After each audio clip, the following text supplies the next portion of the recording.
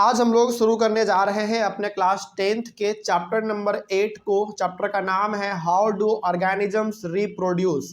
एक बात यहाँ पे हम आपको बता देना चाहते हैं, जिसके पास पुराना वाला एनसीईआरटी बुक होगा उसमें ये चैप्टर नंबर आपका 8 होगा, ठीक है। लेकिन जिसके पास नया वाला एनसीईआरटी बुक है उसमें चैप्टर नंबर आपका 7 हो चुका होगा, क्योंकि एक चैप्टर आपका जो कंप्लीटली हट गया है वो आपका पीरियोडिक क्लासिफिकेशन ऑफ एलिमेंट है ना। तो उस वजह से ये चैप्टर नंबर आपका नए वाले बुक में 7 हो गया होगा, लेकिन जिसके पास पुराना वाला एनसीईआरटी बुक है उसमें आपका ये चैप्टर नंबर 8 होगा। तो चैप्टर नंबर 7 हो या फिर 8 हो, मतलब आपके पास बुक नया वाला हो या फिर पुराना वाला हो, उससे कोई फर्क नहीं पड़ता। कंटेंट दोनों में लगभग नहीं 100% दोनों में सेम है, ठीक है। और चैप्टर का नाम है आपका how do organisms reproduce. Basically यदि कहा जाए तो इस चैप्टर में हम लोग रिप्रोडक्शन के बारे में पढ़ने वाले हैं। ये आपका बायोलॉजी का बेसिकली चैप्टर है, तो हम लोग इस चैप्टर को बहुत ही अच्छी तरीके से शुरुआत करेंगे। और एक बात हम आपको यहाँ पे बता देना चाहते हैं, ये चैप्टर ना ज़्यादातर डायग्राम बेस्ड क्वेश्चन, मतलब बेसिकली इसमें आपको डायग्राम देखना पड़ेगा, फिर उसको समझना पड़ेगा, उसके बाद फिर आप चीज़ों को रिलेट भी कर पाओगे। तो इस चैप्टर में जहाँ जहाँ डायग्राम का जरूरत पड़ेगा, इमेज का जरूरत पड़ेगा, तो हम लोग इमेज को भी साथ साथ देखते हुए चलेंगे, क्योंकि इसमें बहुत सारे आपको जैसे प्लांट में रिप्रोडक्शन कैसे होता है उसके लिए आपको अलग अलग प्रकार के डायग्राम चाहिए। फिर से ह्यूमन बीइंग में कैसे होता है उसके लिए आपको मेल और फीमेल दोनों का रिप्रोडक्टिव सिस्टम कैसे काम करता है उसके लिए डायग्राम चाहिए। तो बेसिकली कहने का मतलब ये है कि इस चैप्टर में जहां जहां डायग्राम का जरूरत पड़ेगा हम लोग उसको भी समझते हुए चलेंगे, और डायग्राम से आप ज़्यादा बेहतर तरीके से भी समझ पाएंगे, आपस में चीज़ों को रिलेट कर पाएंगे। तो शुरुआत किया जाए बिना किसी देरी का। चैप्टर का नाम है आपका हाउ डू ऑर्गेनिजम्स रिप्रोड्यूस।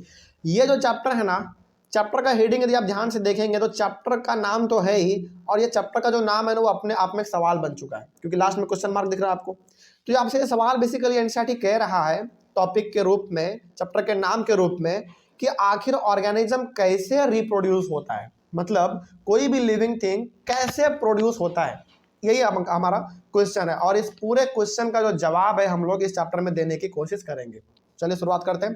तो मोटा मोटी यदि कहा जाए तो ये चैप्टर आपका रिप्रोडक्शन के बारे में होने वाला है। शुरुआत करते हैं, लेकिन आगे बढ़ने से पहले आप ये जानिए कि आखिर रिप्रोडक्शन का डेफिनेशन क्या है, इसका क्या मतलब होता है। देखा जाए, सबसे पहला रिप्रोडक्शन का डेफिनेशन ये है कि the production of new organisms from the existing organisms of the same species is known as reproduction. मतलब ये हो गया। अच्छा, सबसे पहले तो स्पीसीज का मतलब आप क्या समझते हैं? स्पीसीज का मतलब प्रजाति। जैसे ह्यूमन बीइंग एक स्पीसीज है, एनिमल एक स्पीसीज है, माइक्रो ऑर्गेनिज्म एक स्पीसीज है, प्लांट एक स्पीसीज है, इंसेक्ट एक स्पीसीज है। मतलब ये हो गया कि स्पीसीज का मतलब प्रजाति।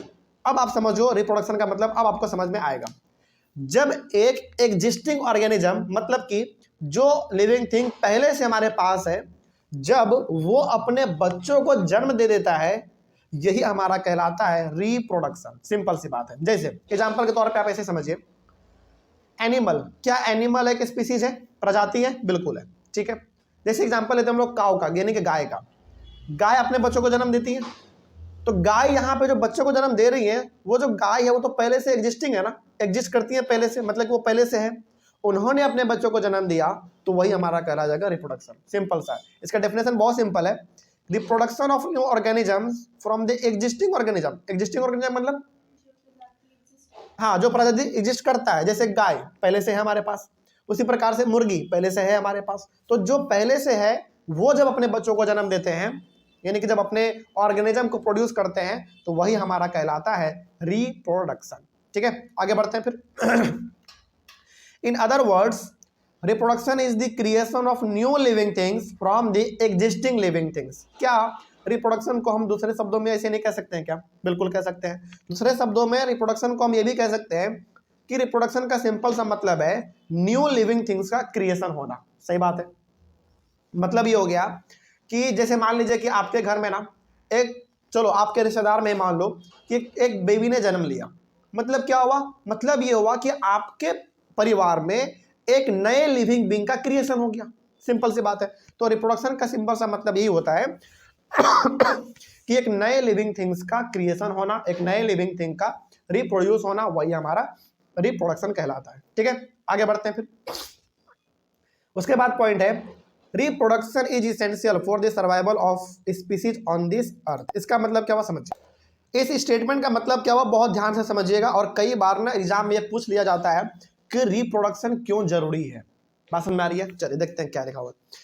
कह रहा है reproduction is essential for the survival of a species on this अर्थ। मतलब यदि किसी प्रजाति को इस पृथ्वी पर लंबे समय तक रहना है तो उसके लिए क्या करना पड़ेगा? समय समय पर अपने बच्चों को जन्म देते रहना पड़ेगा। अच्छा, इसका ना एग्जाम्पल आपको सबसे अच्छा एग्जाम्पल देते हैं आपको हम डायनासोर का। जैसे हम लोग आज क्या जानते हैं? आज हम लोग ये जानते हैं कि पूरी पृथ्वी से डायनासोर गायब हो चुका है, ठीक है। अच्छा, डायनासोर गायब होने का ना बहुत सारे लोग रीजन ये भी देते हैं कि वोल्केनो फटा, यानी कि ज्वालामुखी फटा और सारे डायनासोर मर गए।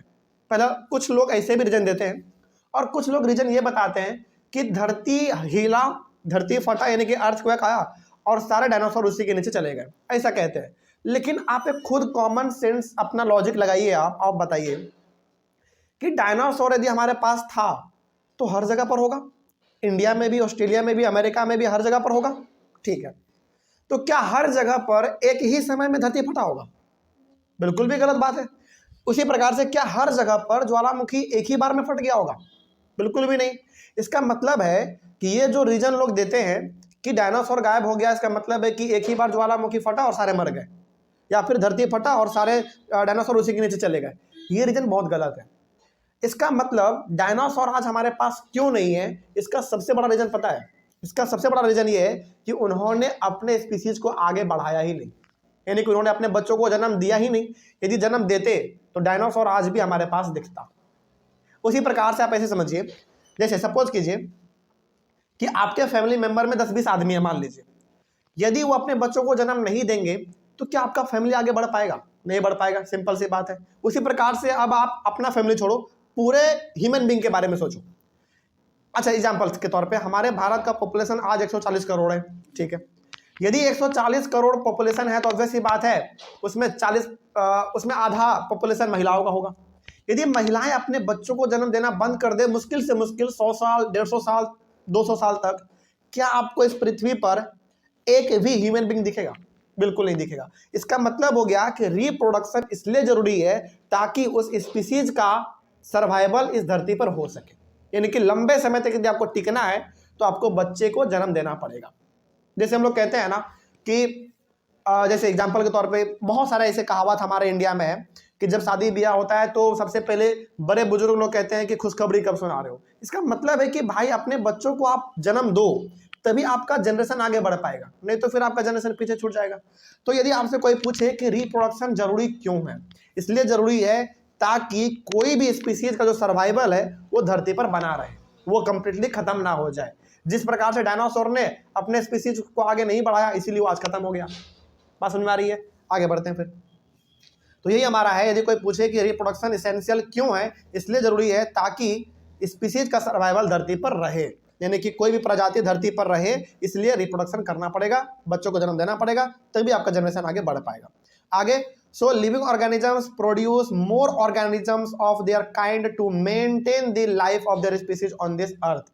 तो यदि और यहाँ पे हकीकत भी है कि हर लिविंग बीइंग ये चाहता है कि हमारा जनरेशन आगे बढ़ता रहे, इसीलिए वो हर स्पीसीज अपने बच्चों को जन्म देते हैं। जैसे प्लांट भी ये चाहता है कि हमारा जनरेशन आगे बढ़ता रहे, इसीलिए प्लांट अपने बच्चों को लगातार जन्म देते रहते हैं, ठीक है। उसी प्रकार से ह्यूमन बीइंग काम करता है, उसी प्रकार से एनिमल काम करता है, उसी प्रकार से मछली, उसी प्रकार से मुर्गी, उसी प्रकार से आपका कीड़ा मकोड़ा, हर कोई, यानी कि हर लिविंग थिंग ये चाहता है कि हमारा जनरेशन आगे बढ़ता रहे, इसीलिए उसको अपने बच्चों को जन्म देना पड़ेगा। जन्म नहीं देंगे, जनरेशन उसका पीछे छूट जाएगा, सिंपल। और वो कंप्लीटली एक समय ऐसा आएगा जब पूरी तरीके से धरती से वो गायब हो चुके होंगे, ठीक है। आगे, तो इसीलिए जरूरी है रिप्रोडक्शन, इसलिए जरूरी है क्योंकि ताकि आपका जो स्पीसीज का जनरेशन है वो लगातार चलता रहे आपका, ठीक है। आगे, for example, reproduction by human beings ensures that the human species will continue to exist on this earth for all the time to come। Example बहुत अच्छा है ह्यूमन बीइंग का। ह्यूमन बीइंग जब तक अपने बच्चों को जन्म देते रहेंगे तब तक उनका प्रजाति इस धरती पर आपको दिखता रहेगा। जिस दिन महिलाओं ने 100 साल, 150 साल जन्म देना बंद कर दिया, उसी 100 साल के बाद, 200 साल के बाद आपको पृथ्वी पर एक भी आदमी देखने को नहीं मिलेगा। तो सिंपल सा ये बेसिकली आप कह सकते हैं कि इस चैप्टर का ये इंट्रोडक्शन था, और इसमें सबसे बड़े एक क्वेश्चन का आपने जवाब ये समझा कि रिप्रोडक्शन इसेंशियल क्यों है। इसेंशियल इसलिए है ताकि आपका जो जनरेशन है वो आगे बढ़ता रहे। यदि आप ऐसा नहीं चाहते हैं तो रिप्रोडक्शन मत करो, आपका जनरेशन ऑटोमेटिकली खत्म हो जाएगा, जैसा डायनासोर का खत्म हो गया। ठीक है, आगे बढ़ते हैं। तो ये था हमारा बेसिकली इस चैप्टर का एक छोटा सा इंट्रोडक्शन जो कि हम लोग कह सकते हैं। आगे बढ़ते हैं। अब अगला हमारा इसमें है सबसे पहला टॉपिक आपका एनसीईआरटी का, सबसे पहला टॉपिक एनसीईआरटी का, do organisms create exact copies of themselves. ठीक है, ये आपका एनसीईआरटी का पहला टॉपिक है और आपको पता है कि टॉपिक के अनुसार ही हम लोग चलेंगे, तो बहुत ध्यान से इसको समझिएगा। अब ये टॉपिक कह क्या रहा है इसको हम लोग समझेंगे और लास्ट में क्वेश्चन मार्क लग गया मतलब इसका जवाब भी हम लोग ढूंढने की कोशिश करेंगे। सबसे पहले आप यहाँ पे समझिए, ये कह रहा है कि do organisms create exact copies of themselves. इसका मतलब ये हो गया कि जब किसी बच्चे का जन्म होता है तो क्या उस बच्चे में वो सारा गुण, सारा लक्षण, सारा फीचर्स आ जाता है जो उसके माता पिता का होता है? बिल्कुल भी नहीं। जैसे देखिए, हम लोग अपने इंडियन सोसाइटी में क्या कहते हैं, यदि बच्चा जन्म लेता है तो हम लोग नॉर्मली कहते हैं ना अपने आम बोलचाल में कि बच्चा माँ पे गया है, बच्चा अपने फादर पे गया है। लेकिन क्या वो बच्चा पूरी तरीके से माँ पे चल जाता है क्या? नहीं, बिल्कुल भी नहीं। या फिर क्या वो बच्चा पूरी तरीके से अपने फादर पे जाता है क्या? कभी भी नहीं। इसका मतलब ये हो गया कि जो ऑर्गेनिज्म हमारा प्रोड्यूस होगा क्या वो बिल्कुल उसी तरीके का दिखेगा जैसा उसका माता पिता है? बिल्कुल भी नहीं। ये तो कोई भी देख के बता देगा कि हाँ ऐसा कभी नहीं होता है। लेकिन हाँ, ये सही है कि कुछ गुण, कुछ फीचर्स माता पिता का उस बच्चे में आता है, लेकिन कंप्लीटली नहीं आता है। क्या एग्जैक्ट कॉपी बनेगा? वो कभी नहीं बनने वाला। जैसे एग्जांपल के तौर पे समझिए, जैसे मेरा जन्म हुआ तो मेरे बॉडी का शेप, साइज, ये सब चीज मेरा अलग है। ठीक है, लेकिन क्या मेरा बॉडी का शेप, साइज, क्या हर चीज मेरे फादर से मिलता है क्या? बिल्कुल भी नहीं। लेकिन हाँ, उनका कुछ गुण तो मेरे अंदर है। जैसे हमने आपको जब हेरिडिटी चैप्टर पढ़ा रहे थे तो हमने उसमें आपको बताया था कि मेरे हाथ का जो उंगली है ना वो मेरे पिताजी से मिलता जुलता है। मतलब उनका कुछ फीचर्स मेरे अंदर है, लेकिन क्या उनका सारा फीचर्स मेरे अंदर है? कभी भी नहीं। तो आपको जवाब मिल गया इस सवाल का। Do organisms create exact copies of themselves? बिल्कुल भी नहीं। यानी कि जो ऑर्गेनिज्म हमारा प्रोड्यूस होगा वो बिल्कुल अपने माता पिता के जैसा नहीं होगा। हाँ, थोड़ा कुछ मिल सकता है फीचर्स, वो हर किसी में होता है, थोड़ा बहुत मिल जाता है, लेकिन पूरा फीचर्स नहीं मिलने वाला आपको। लेकिन इसी को बायोलॉजी के टर्म में कैसे लिखेंगे, थोड़ा सा बात करते हैं इसके बारे में। सबसे पहले समझिए, nucleus in the cell contain chromosomes. अब आपको पता है सेल के सबसे बीच वाले हिस्से को हम लोग न्यूक्लियस कहते हैं, और न्यूक्लियस के अंदर हमारा क्या होता है? क्रोमोजोम होता है। आगे, chromosomes contain information for inheritance of features from parents to next generation in the form of DNA. आगे बढ़ते हैं। अब इस क्रोमोजोम्स में बहुत ध्यान से समझिए, सेल के अंदर न्यूक्लियस, न्यूक्लियस के अंदर क्रोमोजोम, और क्रोमोजोम के अंदर हमारा डीएनए। और ये ही वो डीएनए है जो डिसाइड करता है कि आपके मदर और फादर का क्या गुण आपके बॉडी में आएगा। बात समझ में आ रही है? मतलब सेल के अंदर न्यूक्लियस, न्यूक्लियस के अंदर क्रोमोजोम, और क्रोमोजोम के अंदर आपका डीएनए। और डीएनए ही डिसाइड करता है कि आपके मदर या फादर का आपके अंदर क्या गुण आने वाला है। तो इसीलिए हम लोग डीएनए को क्या कहते हैं? Information for inheritance. मतलब जो आप में इंफॉर्मेशन आने वाला है, जो ट्रांसफर होने वाला है, वही डिसाइड करेगा आपका डीएनए। ठीक है। अच्छा, कई बार हम लोग मूवी सीरियल में देखते हैं ना, कॉमेडी वाले सीन में खास करके, जैसे होता है ना, बोलता है कि ये बच्चा मेरे जैसा नहीं मिलता, मुझे इसका डीएनए चेक कराओ, है ना? ऐसा कहते हैं हम लोग नॉर्मली अपने मूवी में, ऐसा बहुत सारा आपने देखा होगा। तो डीएनए जो चेक कराने के लिए कह रहा है, इसका मतलब है कि इसका कुछ भी फीचर्स इसके माता पिता से मिलता है क्या? ठीक है, तो डीएनए ही हमारे बॉडी में वो चीज है जो कि ये बताता है कि मेरे अंदर मेरे मदर या फादर का क्या गुण है, क्या गुण नहीं है। ठीक है, आगे बढ़ते हैं। During reproduction cells use chemical reactions to build copies of their DNA. यानी कि जब रिप्रोडक्शन जब हमारा हो रहा होता है उस समय पे हमारे बॉडी में, बहुत ध्यान से समझिएगा, ये बहुत इंपॉर्टेंट है, यानी कि जब हमारा जन्म होने से पहले, यानी कि 9 महीने से पहले जब हमारे बॉडी में डीएनए आता है तो मदर का भी डीएनए आता है और फादर का भी डीएनए आता है, क्योंकि दोनों के कंट्रीब्यूशन से हमारा जन्म होता है। ठीक है, अकेला नहीं हो सकता। मतलब ये हो गया कि रिप्रोडक्शन के टाइम पर हमारे बॉडी में दोनों का डीएनए आएगा, हमारे मदर का भी और हमारे फादर का भी। अब वो डीएनए अपने आप को क्या करता है? कॉपी करता है। कॉपी का मतलब ये हो गया कि आपके बॉडी में कौन सा डीएनए रहेगा और कौन सा डीएनए नहीं रहेगा, ये आप डिसाइड नहीं करोगे, ये आपके बॉडी के अंदर ऑटोमेटिक ये चीज होता है। इसी को हम लोग कहते हैं, अब क्या कहते हैं, याद नहीं आ रहा हमको, बायोलॉजिकल प्रोसेस, सिंपल सा समझ लीजिए। मतलब ये हो गया कि जब आपका जन्म होना है तो आपके बॉडी के अंदर माता और पिता दोनों का डीएनए है, लेकिन क्या आपके बॉडी में दोनों का खासियत दिखता है क्या? किसी एक ही का फीचर्स दिखता है? इसका मतलब हुआ कि आपका बॉडी दोनों के डीएनए को स्वीकार करता तो है, लेकिन दोनों में से किसी एक को ही वो अपने बॉडी के अंदर रखेगा और एक को हटा देगा। इसीलिए जब बच्चा पैदा होता है, जब बच्चे का जन्म हो जाता है, तो किसी एक का ही उसमें गुण दिखता है, या तो मदर का या तो फादर का, लेकिन डीएनए उसमें आता दोनों का है। लेकिन क्या दोनों वो अपने पास रखता है? कभी भी नहीं, किसी एक का ही वो अपने पास रखेगा। आगे बढ़ते हैं फिर। अब एक्चुअली में होता क्या है उसको भी समझिए। DNA कॉपिंग process is not perfectly accurate, यानी कि आपके बॉडी में जो डीएनए कॉपी होगा आपके मदर और फादर का, वो 100% एक्यूरेट नहीं होता। मतलब ये हो गया कि सेम टू सेम डीएनए आपका मदर का या फिर फादर का आपके बॉडी के अंदर आ जाए, ऐसा कभी होने वाला नहीं है। यदि सेम टू सेम आपका डीएनए, यानी कि सेम टू सेम डीएनए आपका मदर या फादर का आपके बॉडी के अंदर आ जाए, तब तो फिर आपका सब कुछ आपके मदर फादर के जैसा मिलेगा। आपका चेहरा, नाक, कान, गाल, मुंह, बोलने का स्टाइल, चलने का स्टाइल, सब चीज़ आपका फादर का मैच करेगा। लेकिन क्या कभी ऐसा होता है? ऐसा बिल्कुल भी नहीं होता। इसका मतलब हो गया कि आपके बॉडी में जब डीएनए आपका मदर या फादर का आता है तो हमेशा एक्यूरेट नहीं आता, उसमें हमेशा कुछ ना कुछ गड़बड़ी होता है। और ये गड़बड़ी नहीं है, बेसिकली हमारा बायोलॉजिकल प्रोसेस है और ये हर किसी में होता है। The process of copying the DNA will have some variations each time. मतलब जब आपके बॉडी के अंदर आपका डीएनए आ रहा होता है, आपके मदर या फादर का आपका डीएनए, सिंपल समझिए, जब आपके बॉडी के अंदर आपके मदर या फादर का डीएनए आ रहा होता है तो हर बार आपका वो डीएनए सेम नहीं होता, हर बार उसमें क्या होता है? वेरिएशन होता है। वेरिएशन मतलब बदलाव होता है। इसीलिए आपका बॉडी का स्ट्रक्चर या फिर डिजाइन आपके मदर या फादर से सेम टू सेम नहीं मिलता है। क्यों नहीं मिलता है?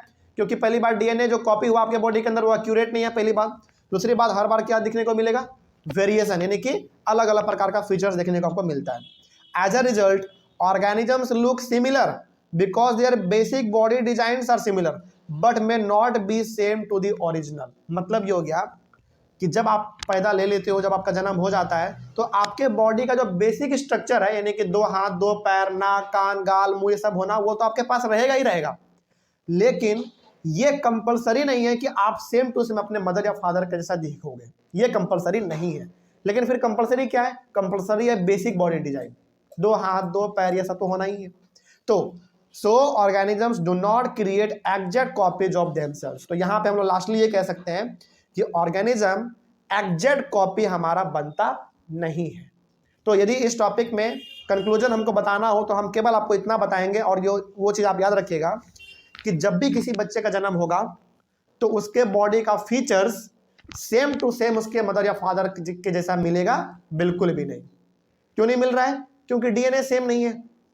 आपके बॉडी में डीएनए दोनों का था, मदर फादर दोनों का था, लेकिन आपका बॉडी किसी एक ही का डीएनए स्वीकार करेगा ना, एक का स्वीकार नहीं किया, किसी एक का स्वीकार करेगा। लेकिन क्या एक का जो डीएनए आपके बॉडी में आ रहा है, क्या उसको भी 100% एक्यूरेट है? बिल्कुल भी नहीं। यदि 100% जैसे मान लीजिए आपके बॉडी में मदर और फादर दोनों का डीएनए आया, ठीक है, लेकिन आपके बॉडी ने आपके मदर का डीएनए केवल स्वीकार किया, आपके फादर का डीएनए स्वीकार नहीं किया। लेकिन आपके मदर का जो डीएनए है ना, वो भी कंप्लीट एकदम सेम टू सेम आपके बॉडी के अंदर नहीं है। यदि ऐसा होता तब तो आपका पूरा का पूरा हुलिया आपके मदर का जैसा दिखता, लेकिन ऐसा होता है क्या? बिल्कुल भी नहीं। इसका मतलब कभी भी जब कोई बच्चा जन्म लेता है तो वो अपने मदर या फादर का जैसा सेम टू सेम नहीं दिखेगा। इसलिए नहीं दिखता क्योंकि डीएनए आपका सेम नहीं होता, उसमें हर वक्त वेरिएशन होता है, यानी कि बदलाव होता है। और ये इसमें हम लोगों का कोई योगदान नहीं है, ये ऑटोमेटिकली बायोलॉजिकल प्रोसेस हमारे बॉडी के अंदर ये होता रहता है। ठीक है, आगे बढ़ते हैं। तो अब मेरे हिसाब से आपको इस टॉपिक का जवाब मिल गया होगा कि do organisms create exact copies of themselves? बिल्कुल भी नहीं। यानी कि अपना मतलब एग्जैक्ट कॉपीज तो हमारा प्रोड्यूस नहीं होता, उसमें कुछ ना कुछ वेरिएशन आपको दिख जाते हैं। जब भी इस प्रकार का सवाल आ जाए तो आप ये 5-6 पॉइंट इसमें हैं, इसको आप लिख दीजिएगा। ठीक है, अगला आते हैं द इंपॉर्टेंस ऑफ वेरिएशन। अच्छा, सबसे पहले आप समझो वेरिएशन होता है क्या है। हालांकि आपने यहाँ पे एक वर्ड और देखा था अभी तुरंत, वेरिएशन। वेरिएशन का सिंपल सा मतलब है कि आपका बॉडी का हुलिया सेम टू सेम आपके मदर या फादर का जैसा नहीं दिखेगा, यानी कि वेरिएशन है। वेरिएशन मतलब बदलाव है। तो इस बदलाव का क्या खासियत है, इस बदलाव का क्या इंपॉर्टेंस है, देखते हैं। यानी कि आपका बॉडी का शेप, साइज, स्ट्रक्चर, बॉडी का डिजाइन आपके मदर या फादर से सेम टू सेम नहीं मिलता है, इसका बेनिफिट क्या है बताओ? यही आपको बताना है इसमें बेनिफिट इसका। देखते हैं, लिखा है variation is beneficial to the species because it increases the chances of survival of the species. इसका मतलब क्या हुआ सर? बिल्कुल समझ में नहीं आया, समझो आप बहुत ध्यान से। मान लीजिए, सपोज कीजिए, भगवान ना करे ऐसा किसी के साथ हो, लेकिन मान लीजिए, सपोज करो कि आपके फादर को ना कैंसर का बीमारी है। सपोज करो आपके फादर को कैंसर का बीमारी है, लेकिन यदि आपके फादर का सेम टू सेम डीएनए आपके बॉडी के अंदर आ जाए, इसका मतलब है कि जब आप जन्म लोगे ना, तो जन्म से ही आपको क्या रहेगा? कैंसर रहेगा। क्यों? क्योंकि आपके बॉडी का डीएनए आपके अंदर आया, और डीएनए आने का मतलब है आपके पिताजी का सब गुण आपके अंदर आ जाना। लेकिन क्या ऐसा होता है कभी? बिल्कुल भी नहीं ऐसा होता। मतलब आपका बॉडी आपके पिताजी से बिल्कुल नहीं मिलता है। इसका सबसे बड़ा बेनिफिट यह है कि आपका सर्वाइवल का चांस क्या हो जाता है? बढ़ जाता है। इसको आप ऐसे भी समझिए। सपोज करो दोबारा वही एग्जांपल कि आपके पिताजी को कैंसर का बीमारी है, और वो अब ना ज़्यादा समय तक नहीं टिकने वाले हैं, मतलब कि उनका जो सर्वाइवल है वो नहीं है, भगवान भरोसे अब वो है।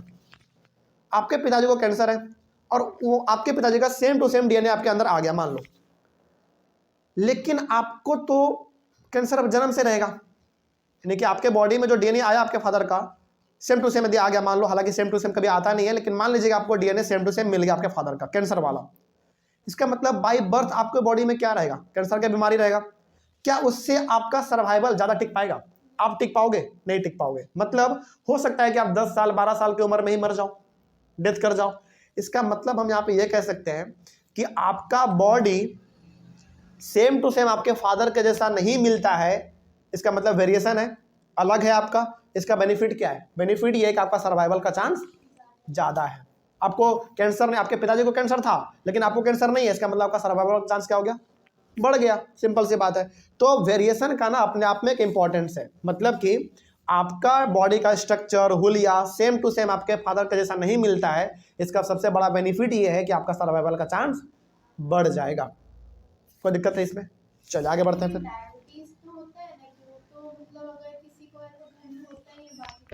डायबिटीज देखो बताते हैं इसका एग्जांपल। सपोज करो कि आपके पिताजी को डायबिटीज है, जैसे आपने एग्जांपल दिया, आपके पिताजी को डायबिटीज है, लेकिन क्या ये डायबिटीज उस समय पर था आपके पिताजी को जब आपका जन्म हुआ? ये आपको पता करना पड़ेगा। मतलब ये हो गया कि मान लीजिए कि आपका जन्म हुआ आज से 15 साल पहले। सपोज करो यदि आप अभी क्लास 10th में हो, तो मान लेते हैं आपका एज मिनिमम 15 साल। चलो, यानी कि आपका जन्म 15 साल पहले हुआ, ठीक है, और आपके पिताजी को डायबिटीज का जो समस्या वो अब आया। लेकिन क्या जब आपका जन्म हुआ उस समय आपके पिताजी को डायबिटीज था? नहीं था। तब तो आपका जो जन्म होगा वो एकदम बिल्कुल हेल्दी आपका जन्म होगा। लेकिन फिर भी बहुत सारे केसेस में होता है कि जैसे फर्स्ट जनरेशन को, सेकंड जनरेशन को डायबिटीज नहीं होगा, थर्ड जनरेशन को डायबिटीज होगा, और वो बचपन से ही होता है बहुत लोगों को। ऐसा इसलिए होता है, बताते हैं। अब इसमें भी है। मतलब आपका ये कहना है कि सर मान लीजिए कि डायबिटीज मेरे पिताजी को है, और यदि कोई बच्चा जन्म लेता है, मान लो कोई भी, किसी के फादर को डायबिटीज है और उसके बच्चे ने जन्म लिया, तो बचपन से ही उसको डायबिटीज है। इसका मतलब पता है क्या हुआ? इसका मतलब ये हो गया कि उसके पिताजी का कुछ डीएनए एग्जैक्ट कॉपी हो गया। इसीलिए तो कई सारे ऐसे, हालांकि आपका कहना सही था कि सर किसी किसी बच्चे में तो कोई बीमारी हम लोग बचपन से देखते हैं। तो आप ये देखो कि वो बच्चे को जो बीमारी है, क्या वो बीमारी उसके मदर या फादर को है कि नहीं। यदि है, पहली बात तो बहुत कम चांस है कि वही बीमारी अपने बच्चों में ट्रांसफर हो जाए, बहुत कम ऐसा होता है। लेकिन बहुत ही रेयर केस में ऐसा होता है कि सेम टू सेम बीमारी बच्चे को भी हो जाए, और ऐसा हुआ है कई बार। मतलब मान लीजिए कि आपके फादर को डायबिटीज का समस्या है और आपका जन्म हुआ और आपको जन्म से ही डायबिटीज नहीं है, इसका मतलब आप बहुत ही भाग्यशाली हो। क्यों पता है? क्योंकि आपके फादर का सेम टू सेम डीएनए आपके अंदर मैच नहीं किया, इसीलिए आपका डायबिटीज नहीं हुआ। लेकिन यदि किसी बच्चे को जन्म से ही कोई समस्या है, इसका मतलब है कि उसके फादर या फिर मदर का जो डायबिटीज का समस्या है, उसका कुछ हिस्सा इसके बॉडी में ट्रांसफर हो गया डीएनए के रूप में, जो कि आगे चल के भी उसको परेशान करता है। तो ये चीज आपको समझ में आना चाहिए, कोई दिक्कत नहीं इसमें। तो वेरिएशन का मतलब समझाया, आपका सर्वाइवल के चांस को ये बढ़ा देता है। आगे बढ़ते हैं आगे। If the environmental conditions change so drastically that survival becomes difficult, and if there is no variation, then the entire species would be destroyed. अच्छा, इसका मतलब ना थोड़ा सा आप इसको ऐसे समझिए। बहुत अच्छा एग्जांपल देते हैं आपको। चलो मान लो कि ऐसे बहुत सारे प्लांट है जिसका नया नया जन्म हुआ है, ठीक है। मतलब ये हो गया कि ऐसे बहुत सारे प्लांट है जिसका कि नया नया जन्म हुआ है, ठीक है। लेकिन जिस प्लांट ने उनको जन्म दिया ना, वो प्लांट ज़्यादा गर्मी बर्दाश्त नहीं कर सकता था। सपोज कीजिए, चलिए मान लीजिए इसका ना एग्जाम्पल हम, चलो प्लांट को छोड़ो, आप नहीं समझ पा रहे हो वो उतना, ऐसे समझो। एक गाय है, गाय ने अपने बच्चों को जन्म दिया, लेकिन गाय ने जो अपने बच्चों को जन्म दिया ना, गाय का खासियत ये था कि तुरंत इसको बीमारी हो जाता था। मतलब कि थोड़ा सा सर्दी आया तुरंत बीमार पड़ जाती थी गाय, थोड़ा सा गर्मी आया तुरंत गाय बीमार पड़ जाती थी, यानी कि बीमारी का समस्या लगभग गाय में बना रहता था, ठीक है। लेकिन बच्चे ने जो जन्म लिया उसमें ये समस्या नहीं है। मौसम कितना भी बदले, गाय के बच्चों को कोई बीमारी नहीं हो रहा है, कोई समस्या नहीं हो रहा है। इसका मतलब पता है क्या हुआ? इसका मतलब ये हो गया कि उस बच्चे का जो सर्वाइवल का चांस था वो बढ़ गया, और उन्होंने बदलते इन्वायरमेंट के साथ अपने आप को क्या कर लिया? चेंज कर लिया। इसीलिए वेरिएशन का सबसे बड़ा फायदा ये है कि आपका सर्वाइवल का चांस बढ़ जाता है। मतलब जिस चीज का समस्या आपके माता पिता को है, जिस चीज का डर आपके माता पिता को है, वो डर आपके बॉडी के अंदर नहीं होता, इस वजह से आपका सर्वाइवल थोड़ा सा बढ़ जाता है। कोई डाउट इसमें? आगे बढ़ते हैं, फिर आगे बढ़ा जाए तो वही इसमें लिखा हुआ था, if the environmental conditions change so drastically that survival becomes difficult and if there is no variation then the entire species would be destroyed. इसका सिंपल सा मतलब ये हो गया कि मान लीजिए कि आपको जिसने जन्म दिया वो ना बहुत ही ज़्यादा बीमार पड़ते हैं, मौसम चेंज होता है तुरंत बीमार पड़ जाते हैं, लेकिन आपने जब जन्म लिया तो आपके साथ ऐसा है कि चाहे कितना ही मौसम बदल जाए आप बीमार नहीं पड़ते हो। इसका मतलब आपके बॉडी ने क्या कर लिया पता है? बदलते हुए मौसम को अपने अंदर ढाल लिया। बिल्कुल, उस बॉडी में एडवांस कैरेक्टरिस्टिक्स आ चुका है, ज़्यादा बढ़िया फीचर्स आ चुका है, ठीक है। यही इसका कहने का मतलब था। आगे, if variation is present then organisms can survive and the entire species would not be destroyed. यानी कि यदि आपके अंदर वेरिएशन है, जैसे मान लीजिए कि आपके गाय है वो बहुत जल्दी बीमार पड़ जाती है, लेकिन आप ना जल्दी बीमार नहीं पड़ते हो, आपका बॉडी जो है ना बिल्कुल अलग तरीके से डिजाइन किया गया। लेकिन इसमें क्या होगा? आपका ये होगा कि आप जल्दी बीमार नहीं पड़ोगे, पहली बात। दूसरी बात, आपका सर्वाइवल का चांस क्या हो जाएगा? बढ़ जाएगा। तो बेसिकली ये जो इंपॉर्टेंस ऑफ वेरिएशन है ना, इसमें आप ये समझिए, बहुत ज़्यादा इसमें आपको मतलब घुमा घुमा के नहीं समझना है, बस आप ये समझो इसमें कि जब आपका जन्म होता है तो आपका जो जन्म मतलब जब आपका जन्म हुआ तो आपके बॉडी के अंदर कुछ एडवांस फीचर ऐड होते हैं, और वो फीचर्स आपके माता पिता के पास नहीं होते हैं। तो इसका मतलब हो गया कि यदि कोई समस्या माता पिता के साथ हो रहा है तो हो सकता है वो समस्या आपके साथ ना हो, क्योंकि आपका बॉडी थोड़ा सा एडवांस है। तो इससे क्या हो जाएगा? आपका सर्वाइवल का चांस बढ़ जाएगा, यानी कि आप ज़्यादा लंबे समय तक टिक पाओगे। वही हमारा इंपॉर्टेंस ऑफ वेरिएशन। आगे, दस variation is useful for the survival of species over time. यानी कि यदि आप चाहते हो कि कोई स्पीसीज लंबे समय तक टिके, इसके लिए जरूरी ये है कि उसके अंदर, उसके बॉडी के अंदर वेरिएशन होना चाहिए, यानी कि उसके बॉडी के अंदर एडवांस फीचर्स होने चाहिए, ऐसे फीचर्स जो कि उसके माता पिता के पास नहीं था, ठीक है। यही था हमारा इंपॉर्टेंस ऑफ वेरिएशन। अच्छा, इंपॉर्टेंस ऑफ वेरिएशन का ना, चलिए हम आपको एक एग्जांपल और अच्छा देते हैं, ठीक है। और ये एकदम रियल लाइफ एग्जांपल है, ठीक है, इसको आप समझिएगा। बहुत बार आप ऐसा देखते हैं कि बच्चे ने नॉर्मल जन्म लिया, एकदम आराम से बच्चे का जन्म हुआ, ठीक है। बच्चा आराम से 15 दिन, 20 दिन, 1 महीना, 2 महीना आराम से था, सब चीज नॉर्मल था। लेकिन अचानक क्या होता है? बच्चे का ना तबियत बिगड़ना शुरू हो जाता है, अचानक अपने आप, पता नहीं कैसे हुआ, लेकिन अपने आप बिगड़ना शुरू हो जाता है। फिर आपने ये भी आपने देखा होगा कि 2 महीने 3 महीने के बाद बच्चे का डेथ हो जाता है, एकदम बिना किसी कारण का डेथ हो गया। ऐसा क्यों हुआ पता है? ऐसा इसलिए हुआ क्योंकि उस बच्चे के बॉडी ने बदलते हुए इन्वायरमेंट को एक्सेप्ट नहीं कर पाया, इसीलिए बच्चा मर गया। लेकिन बहुत सारे बच्चे ऐसे होते हैं, मोस्ट ऑफ द चिल्ड्रन, जो बच्चे जन्म लेते हैं, उनका बॉडी बदलते हुए मौसम के साथ चेंज अपने आप को कर लेता है, इसीलिए वो सर्वाइव कर जाता है। लेकिन जो अपने आप को चेंज नहीं कर पाता है, उनका डेथ हो जाता है। कई बार मतलब टीवी में, न्यूज़पेपर में कई बार ऐसे केस आते हैं कि बच्चे का एकदम नॉर्मल जन्म हुआ, 3-4 महीना बच्चा बहुत अच्छा था, लेकिन अचानक बीमारी शुरू हुआ, कुछ बॉडी के अंदर कुछ गड़बड़ी हुआ और वो बच्चा मर गया। यहाँ पे जो कुछ बीमारी हुआ ना, वो एक्चुअली में बीमारी नहीं था, एक्चुअली में उसका बॉडी बदलते हुए मौसम को एक्सेप्ट नहीं कर पाया, उसके अनुसार वो अपने आप को ढाल नहीं पाया, इसलिए वो मर गया। कोई दिक्कत इसमें? लेकिन मान लीजिए कि जिसका इम्यून सिस्टम बहुत अच्छा है, जो अपने बॉडी को चेंज कर सकता है बदलते हुए मौसम के साथ, क्या वो मरेगा कभी? बिल्कुल नहीं मरेगा। और ऐसा कब होगा? तब होगा जब बॉडी के अंदर आपका क्या हो, वेरिएशन हो, यानी कि आपका बॉडी आपके माता पिता के बॉडी से थोड़ा सा अलग हो। यदि सेम रहेगा तो ऑब्वियस ही बात है ना, यदि आपके माता पिता भी बदलते हुए मौसम के साथ जल्दी बीमार पड़ते हैं तो अभी बीमार पड़ोगे, ऑब्वियस ही बात है। लेकिन क्या ऐसा होता है हर किसी के साथ? ऐसा नहीं होता। बच्चा थोड़ा सा, चूंकि वेरिएशन अलग है, दोनों अलग है, माता पिता अलग है, बच्चा अलग है, इसीलिए बच्चा लंबे समय तक टिक जाता है।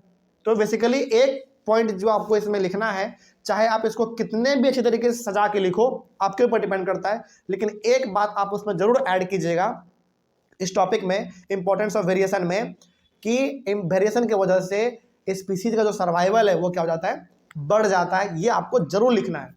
हालांकि ये तो आपके ऊपर डिपेंड करता है कि आप इस स्टेटमेंट को कितने बेहतर तरीके से सजा के लिख सकते हो, लेकिन एक पॉइंट आपको हर बार ये ध्यान रखना है कि वेरिएशन का जो इंपॉर्टेंस है वो ये है कि बच्चे का, यानी कि बेबीज का सर्वाइवल का चांस थोड़ा सा बढ़ जाता है, माता पिता के कंपैरिजन में बढ़ जाता है। कोई दिक्कत नहीं इसमें। चलो ये टॉपिक हमारा कंप्लीट हुआ। अगले वाले क्लास में हम लोग डिस्कस करेंगे टाइप्स ऑफ रिप्रोडक्शन। अच्छा, एनसीईआरटी में ना टाइप्स ऑफ रिप्रोडक्शन टॉपिक आप ढूंढोगे तो आपको नहीं मिलेगा, देख लो मिल रहा है।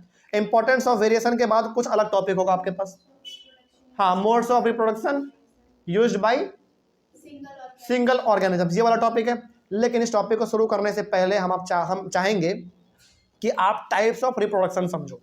यदि आप ये समझ जाओगे फिर हम लोग चलेंगे अपने एनसीईआरटी के टॉपिक पे। अगला वाला टॉपिक आपका वही होगा जो कि एनसीईआरटी में है, modes of reproduction used by single organisms. Basically ये बात करेगा असेक्सुअल रिप्रोडक्शन के बारे में, ठीक है। तो बेसिकली ये टॉपिक हम लोग बाद में शुरू करेंगे, लेकिन इससे पहले आपको एक टॉपिक जो पढ़ लेना है, वो टॉपिक आपका है टाइप्स ऑफ रिप्रोडक्शन। तो हम लोग इसको अपने अगले वाले क्लास में शुरू करेंगे।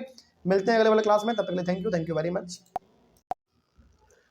अगला टॉपिक है हमारा चैप्टर के अंदर टाइप्स ऑफ रिप्रोडक्शन, और हमने पिछले वाले क्लास में आपको कहा था कि टाइप्स ऑफ रिप्रोडक्शन यानी कि इस प्रकार का टॉपिक करके एनसीईआरटी में तो आपको नहीं मिलेगा, लेकिन मेरा मानना यह है कि आगे बढ़ने से पहले आपको ये चीज़ पता होना चाहिए, क्योंकि आगे जो हम लोग पढ़ेंगे वो टाइप्स ऑफ रिप्रोडक्शन के बारे में ही पढ़ेंगे। बेसिकली असेक्सुअल रिप्रोडक्शन और सेक्सुअल रिप्रोडक्शन के बारे में ही हम लोग पढ़ने वाले हैं। तो आगे बढ़ने से पहले मेरा मकसद ये है कि आपको पहले बेसिक चीज़ें समझा दिया जाए, फिर आगे हम लोग पढ़ेंगे तो आराम से आपको समझ में आएगा। देखा जाए तो हमारे पास रिप्रोडक्शन का कितने टाइप्स है, बेसिकली 2 टाइप्स है। There are 2 main types of reproduction. पहला हमारा है असेक्सुअल रिप्रोडक्शन, दूसरा है सेक्सुअल रिप्रोडक्शन। ये हमारे पास 2 अलग अलग प्रकार के टाइप्स ऑफ रिप्रोडक्शन है, और इन दोनों के बारे में ना बहुत ध्यान से आप मेरी बातों को समझिए। इन दोनों में डिफरेंस बिटवीन सीबीएसई कई साल पूछे हैं, सीबीएसई में कई साल इन दोनों में डिफरेंस बिटवीन पूछे गए हैं।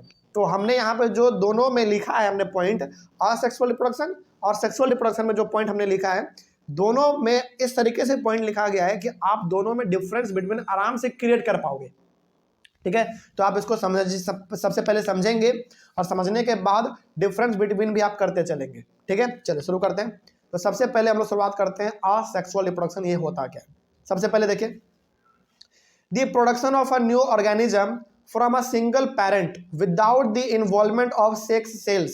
अच्छा, कई बार आपको इस बुक में सेक्स सेल्स के बदले गैमेट्स मिलेगा लिखा हुआ, या फिर सेक्स सेल्स गैमेट्स इन दोनों के बदले एक और मिलेगा जर्म सेल।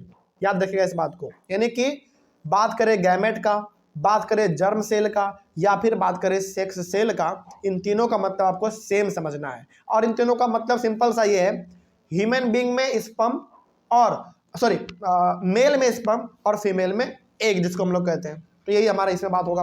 तो बेसिकली यहाँ पे कहा यह जा रहा है कि the production of a new organism from a single parent without the involvement of sex cells यानी कि गैमेट्स या फिर जर्म सेल भी आप कह सकते हैं, इज कॉल्ड असेक्सुअल रिप्रोडक्शन। यानी कि जब किसी ऑर्गेनिज्म का प्रोडक्शन हो, जन्म हो, वो भी मात्र एक पेरेंट के द्वारा, वही हमारा कहलाएगा असेक्सुअल रिप्रोडक्शन। इसमें ध्यान आपको यह रखना है कि असेक्सुअल रिप्रोडक्शन में सेक्स सेल्स का कोई भी इन्वॉल्वमेंट नहीं होता, यानी कि स्पर्म और एग का कोई इन्वॉल्वमेंट नहीं होगा, इसीलिए इसका नाम पड़ा है असेक्सुअल रिप्रोडक्शन। आगे बढ़ते हैं फिर। In asexual reproduction only one parent is needed to produce a new organism. तो बताइए असेक्सुअल रिप्रोडक्शन में कितने पेरेंट का होना कंपलसरी है रिप्रोडक्शन के लिए? Only one. ओके, आगे बढ़ते हैं। In asexual reproduction no sex cells are involved. Asexual reproduction में सेक्स सेल्स का कोई भी इन्वॉल्वमेंट नहीं होता, यानी कि स्पर्म और एग का कोई इन्वॉल्वमेंट इसमें नहीं होता है। इसमें सिंपल सा आपका असेक्सुअल है, यानी कि बिना सेक्स सेल्स का ये प्रोडक्शन कर लेता है। आगे, asexual reproduction is the simplest method of reproduction. Asexual reproduction ये हमारा बहुत ही सिंपल मेथड है रिप्रोडक्शन का। सिंपल मेथड इसलिए है क्योंकि पहली बात इसमें सेक्स सेल्स का इन्वॉल्वमेंट नहीं है, दूसरी बात इसमें दो पेरेंट्स नहीं चाहिए, मेल और फीमेल नहीं चाहिए, सिंपल सा कोई एक भी हो तो काम हमारा चल जाएगा। ठीक है, आगे, it takes place mainly in those organisms whose bodies have a simple structure. अच्छा, ये अधिकतर यानी कि इस प्रकार का रिप्रोडक्शन अधिकतर किसमें देखने को मिलता है?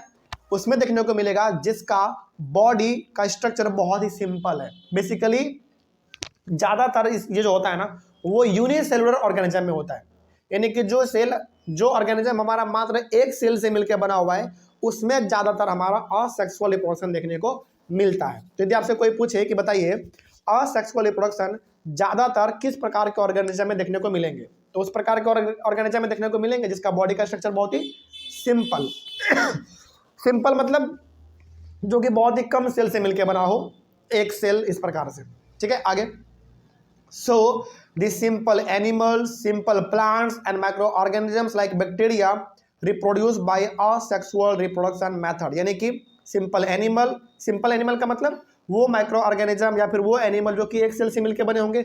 अब आपको लग रहा होगा कि सर कोई भी एनिमल एक सेल से कैसे मिलकर बन सकता है? बनता है, और वो जनरली हमारा होता है माइक्रो ऑर्गेनिज्म। ठीक है, हम लोग आगे पढ़ेंगे। जैसे बैक्टीरिया, बायोलॉजी में ना हम लोग बैक्टीरिया को क्या बोलते हैं? माइक्रो ऑर्गेनिज्म, सिंपल सा बात है। लेकिन यदि बैक्टीरिया को यहाँ पे एनिमल भी कर दिया जाए ना तो कोई गलत बात नहीं होगा। तो बेसिकली यहाँ पे कहा यह जा रहा है कि असेक्सुअल रिप्रोडक्शन उसमें देखने को मिलेगा जिसका बॉडी का स्ट्रक्चर बहुत ही सिंपल होता है, यानी कि यूनिसेलुलर होता है, सिंपल सा बात है। ठीक है, आगे बढ़ते हैं। अगला, some of the examples of asexual reproduction are binary fusion in amoeba. यानी कि अच्छा, एक बात और हम आपको बता देना चाहते हैं, इसमें जो एग्जांपल अभी आप देख रहे हैं ना, ये सब एग्जाम्पल के ऊपर हमारा एक एक टॉपिक है एनसीईआरटी में। यानी कि असेक्सुअल रिप्रोडक्शन जो है वो अमीबा में कैसे होता है ये भी हम लोग देखेंगे, यानी कि बाइनरी फ्यूजन क्या होता है अमीबा में वो देखेंगे। बर्डिंग इन हाइड्रा, यानी कि हाइड्रा में बर्डिंग क्या होता है वो भी देखेंगे हम लोग। स्पोर फॉर्मेशन इन राइचुपस, राइचुपस में स्पोर फॉर्मेशन क्या होता है वो भी देखेंगे। रीजनरेशन इन प्लेनेरिया, प्लेनेरिया में रीजनरेशन क्या होता है वो भी देखेंगे। फ्रैगमेंटेशन इन स्पाइरोगोरा, स्पाइरोगोरा में फ्रैगमेंटेशन क्या है वो भी देखेंगे। और सबसे last, vegetative propagation in flowering plants like rose plants, यानी कि रोज प्लांट्स जैसे छोटे छोटे प्लांट में हमारा वेजिटेटिव प्रोपगेशन क्या होता है ये सब भी हम लोग इसमें देखने वाले हैं। तो बेसिकली मोटे मोटे शब्दों में यदि मैं आपको बताना चाहूँ तो ये हम बेसिकली आपको बोलना चाह रहे हैं कि असेक्सुअल रिप्रोडक्शन अलग अलग प्रकार के एनिमल और अलग अलग प्रकार के प्लांट में संभव है, और ये होता भी है, जो कि हम लोग अपने आने वाले कुछ क्लासों में डिस्कस करेंगे। तो जो भी आपने यहाँ पे देखा, जैसे binary fusion in amoeba, budding in hydra, spore formation in rhizopus, regeneration in planaria, fragmentation in spirogyra and vegetative propagation in flowering plants like rose plants, इन सभी के ऊपर हमारा एक एक टॉपिक ही एनसीईआरटी बुक में आप पीछे पलट कर देख सकते हो, आपको पता चलेगा इन सभी के ऊपर टॉपिक है। तो इन सभी के ऊपर हम लोग डिस्कस करेंगे। तो जो भी एग्जाम्पल हमने आपको यहाँ पे बताया ये सब रिप्रोड्यूस होते हैं किस मेथड के द्वारा? असेक्सुअल रिप्रोडक्शन मेथड के द्वारा। तो ये हो गया हमारा असेक्सुअल रिप्रोडक्शन। अगला हमारा है सेक्सुअल रिप्रोडक्शन, इसका जस्ट उल्टा। तो अब यहाँ पे ना आप एक काम आप लोग कीजिएगा, क्या देखिए, हमने आपको कहा कि दोनों में डिफरेंस बिटवीन कई बार सीबीएसई पूछा है। ठीक है, अब आपका काम ये रहेगा ऑनलाइन प्लस ऑफलाइन हर किसी का कि आप वीडियो को पॉज करेंगे। ठीक है, सारा पॉइंट आपके पास यहाँ पे लिखा हुआ है, इन पॉइंट को आप दो कॉलम में पहले डिवाइड कर लो। एक कॉलम आप लिखो असेक्सुअल रिप्रोडक्शन और दूसरा कॉलम आप बनाओ सेक्सुअल रिप्रोडक्शन का। दोनों में कम से कम 5-7 पॉइंट आप दोनों में डिफरेंस करके लिखो। असेक्सुअल तो आप जान गए, अब सेक्सुअल में देखो कि क्या क्या पॉइंट है, तभी आप डिफरेंस कर पाओगे। ठीक है, अभी आप जो सेक्सुअल पढ़ने जा रहे हो ना उसमें आप सिंपल सा देखोगे ये कि सर जो पॉइंट आपने असेक्सुअल में लिखा है ना इसका जस्ट उल्टा हमारा सॉरी उल्टा किसमें? सेक्सुअल में। तो डिफरेंस बिटवीन में करना क्या हो जाएगा? इजी हो जाएगा आपके लिए। ठीक है, देखते हैं खैर क्या लिखा हुआ है। सबसे पहला तो दोनों का आपको डेफिनेशन लिखना पड़ेगा दोनों में। The production of a new organism from two parents by making use of their sex cells यानी कि gametes is called sexual reproduction. यानी कि सेक्सुअल रिप्रोडक्शन का मतलब हो गया जिसमें हमारे पास दो पेरेंट्स होने चाहिए, और वो दो पेरेंट कौन कौन? एक मेल और एक हमारा फीमेल, और इसमें सेक्स सेल्स का इन्वॉल्वमेंट होता है, यानी कि स्पर्म और एग का इन्वॉल्वमेंट होगा तभी जाके सेक्सुअल रिप्रोडक्शन हमारा हो पाएगा, नहीं तो फिर नहीं हो पाएगा। ओके, तो पहला डिफरेंस क्या हो गया दोनों में, उसका डेफिनेशन सिंपल सा, दोनों में, दोनों का पहले आप डेफिनेशन लिखोगे, पहला डिफरेंस आपका कंप्लीट, यानी कि इसमें 2 पेरेंट्स का होना कंपलसरी है, उसमें एक चलेगा। इसमें सेक्स सेल का इन्वॉल्वमेंट कंपलसरी है, उसमें कंपलसरी नहीं है। 2 डिफरेंस आपको ऐसे ही पता चल गया। ठीक है, आगे बढ़ते हैं। इन सेक्सुअल रिप्रोडक्शन 2 पेरेंट्स यानी कि male and female are needed to produce a new organism. Sexual reproduction में 2 पेरेंट्स का होना कंपलसरी है, मेल और फीमेल, लेकिन उसमें ऐसा कुछ था क्या? ऐसा उसमें कुछ नहीं था, उसमें सिंगल पेरेंट हो काम चल जाएगा। आगे, in sexual reproduction sex cells are involved. Sexual reproduction में सेक्स सेल्स हमारे इन्वॉल्व होते हैं। अच्छा, यहां तक में क्या आप 2-3 डिफरेंस बता पाए अभी तक? सबसे पहला, असेक्सुअल में 1 पेरेंट का काम होता है, सिंगल पेरेंट, लेकिन सेक्सुअल में 2 पेरेंट, पहला डिफरेंस हो गया। दूसरा डिफरेंस, असेक्सुअल में सेक्स सेल्स का कोई इन्वॉल्वमेंट नहीं है, लेकिन सेक्सुअल रिप्रोडक्शन में सेक्स सेल का इन्वॉल्वमेंट है, 2 डिफरेंस हो गया। तीसरा डिफरेंस क्या है? बिल्कुल, असेक्सुअल में सिंगल पेरेंट से काम चलेगा, लेकिन इसमें मेल और फीमेल दोनों होने चाहिए। खैर, आगे बढ़ते हैं, और भी आपको डिफरेंस मिलेंगे, आगे बढ़ते हैं। Sexual reproduction is the complex method of reproduction. Asexual कैसा था? इजी, यानी कि सिंपल मेथड था, लेकिन ये कैसा मेथड है? कॉम्प्लेक्स मेथड है। तो 4 डिफरेंस वैसे ही हो गया। चलो 4 छोड़ दो, 3 ही मान लो, हो गया। आगे, it takes place mainly in those organisms whose bodies have a complex structure. Asexual reproduction उसमें होता है जिसका बॉडी का स्ट्रक्चर बहुत ही सिंपल होता है, लेकिन सेक्सुअल रिप्रोडक्शन उसमें होता है जिसका बॉडी का स्ट्रक्चर कॉम्प्लेक्स। जैसे हम ह्यूमन बीइंग, गाय, भैंस, बैल, बकरी, इन सभी में असेक्सुअल होगा, क्योंकि बॉडी का कॉम्प्लेक्सिटी है भाई, क्योंकि हमारे बॉडी के अंदर बहुत टिश्यू है, बहुत सारे सेल हैं, बहुत सारे ऑर्गन है, ऑर्गन सिस्टम है, तब जाके हमारा कंप्लीट बॉडी तैयार हुआ है। तो 4 डिफरेंस वैसे हो गया आपका। ठीक है, एक लास्ट आप जान लो। So the complex animals and complex plants reproduce by sexual reproduction method. तो जितने भी हमारे कॉम्प्लेक्स एनिमल है, कॉम्प्लेक्स प्लांट है, यानी कि जिसका बॉडी का स्ट्रक्चर थोड़ा सा पेचीदा है, कॉम्प्लेक्स है, उसमें हमारा सेक्सुअल रिप्रोडक्शन देखने को मिलेगा। 4 डिफरेंस तो आप कर चुके थे। 5वां में क्या करना, दोनों का एग्जांपल लिख देना, सिंपल सा। उसमें एग्जांपल क्या था? Binary fission in amoeba, budding in hydra, है ना, इस प्रकार का था। एग्जांपल 2-3 लिख देना, काम चल जाएगा। और सेक्सुअल रिप्रोडक्शन का एग्जांपल तो आपको पता ही है, काउ, फिर से बफेलो, ह्यूमन बीइंग, प्लांट, और बहुत सारे हमारे पास है। जैसे एग्जांपल आप देख लो, some examples of sexual reproduction are humans, fish, frogs, hens, cats, dogs, cows, horse, deer, rabbit etcetera. तो 5वें नंबर में दोनों का एग्जांपल आप देखो, काम चल जाएगा आपका। तो सिंपल सा यहाँ पे हमने पॉइंट वाइज लिखा है, लेकिन आपका होमवर्क ये है कि आप 2 कॉलम बनाएंगे सेक्सुअल और असेक्सुअल का, दोनों में कम से कम 5 डिफरेंस आप लिख के लेकर आएंगे। ठीक है, ज़्यादा हो सके तो और अच्छी बात है, लेकिन कम से कम आपका 5 मालूम होना चाहिए। अब यहाँ तक आपको ये पता चल गया कि हमारे पास रिप्रोडक्शन का कितने मेथड हैं, कितने टाइप्स हैं। अब हम लोग चलेंगे अपने एनसीईआरटी बुक के सेकंड मोस्ट इंपॉर्टेंट टॉपिक पे। टॉपिक का नाम होगा modes of reproduction used by single organism. Basically हम लोग इसमें बात करेंगे असेक्सुअल रिप्रोडक्शन का। ठीक है, चलिए तो मिलते हैं हम लोग अपने अगले वाले क्लास में, यानी कि कल। तब तक के लिए thank you very much and have a nice day.